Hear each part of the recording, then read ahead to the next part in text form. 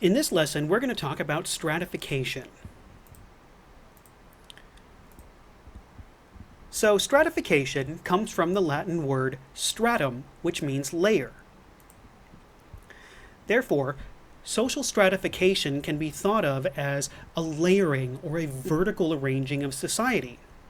When Weber said that inequalities result from social rank, remember that social rank causes inequality, not the other way around. Now, this is a common way of thinking of social rank.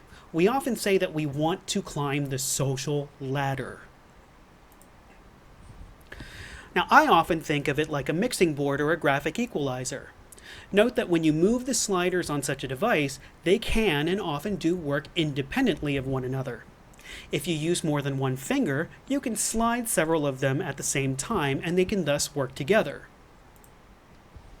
Now for some examples. These are the Kardashians. They are very famous because their father was O.J. Simpson's best friend. Now think back to Weber's definition and the slider image. They have lots of money, but they don't have a whole lot of political power, and they're not considered high in prestige. This is Mahatma Gandhi.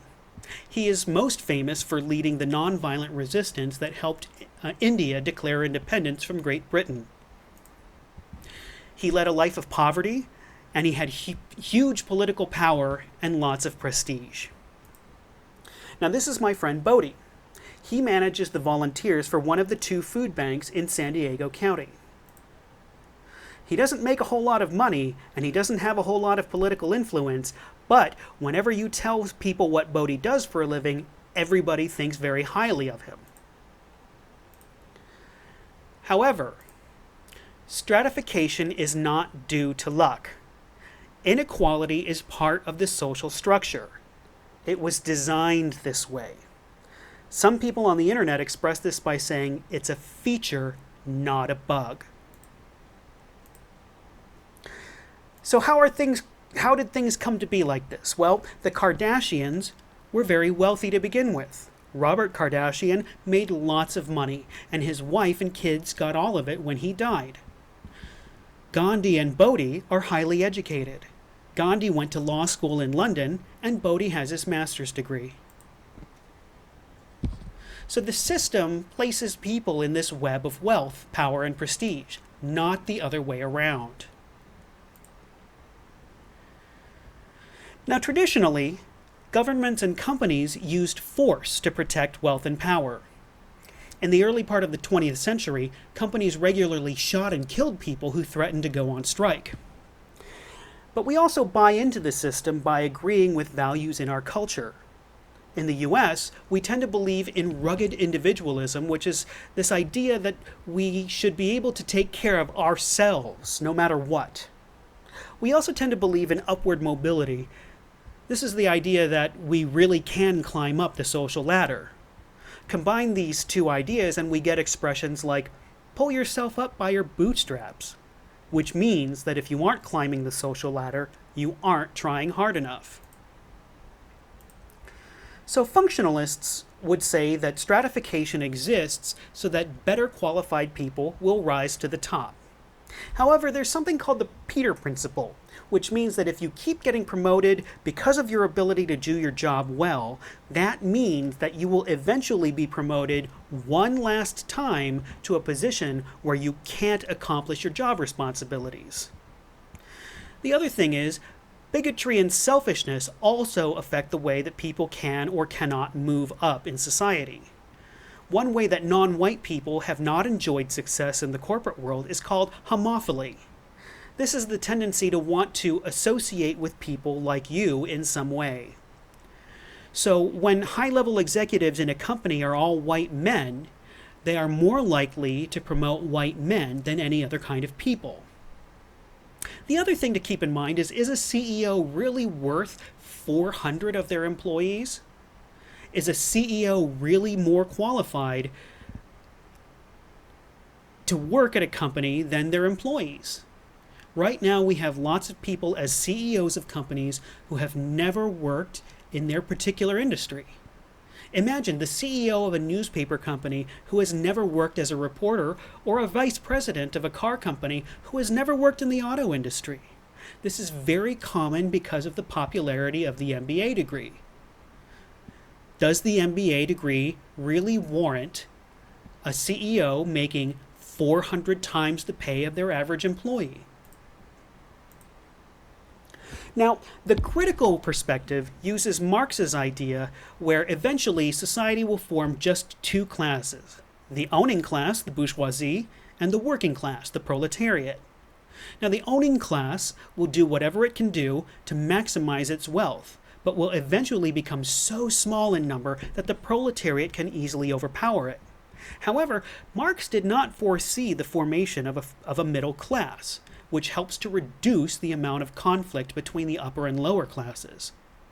And the other thing is, bigotry and selfishness also affect even the Marxist ideal. In the early part of the 20th century, when people were getting shot if they threatened to go on strike, many white workers would form labor unions and didn't allow their black co-workers to join, even though letting them in would increase the chances that the union could succeed in its fight for better working conditions and better pay.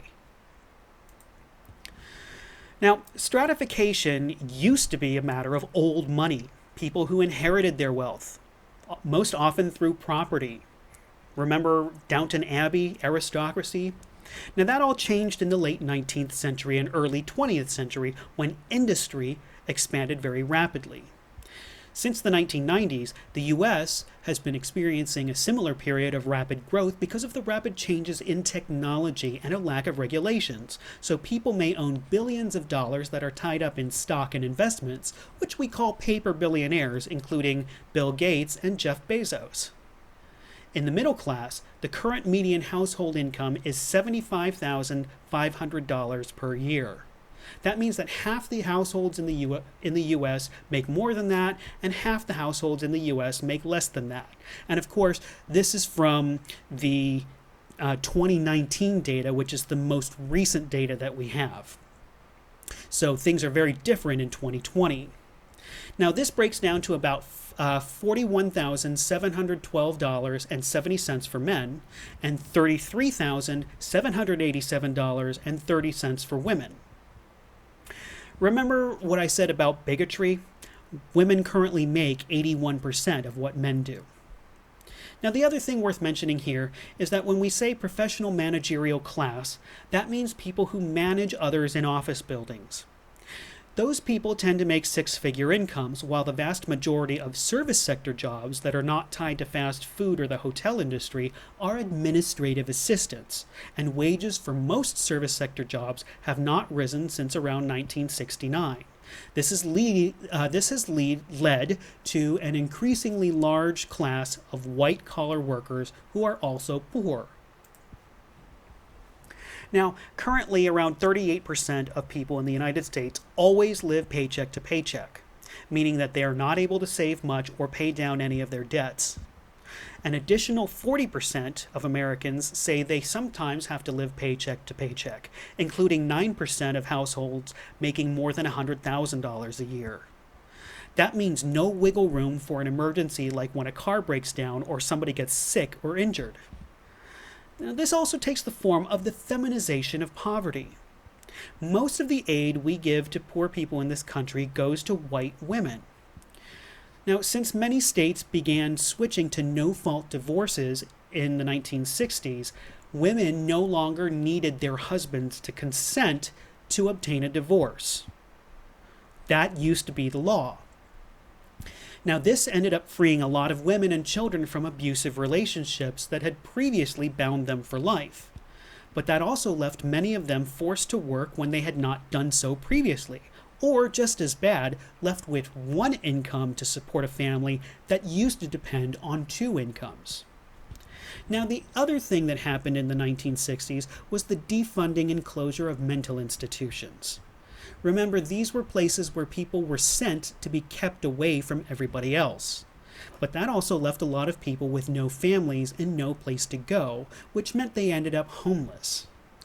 So that's it for this lesson on stratification. Next time we'll be talking about race.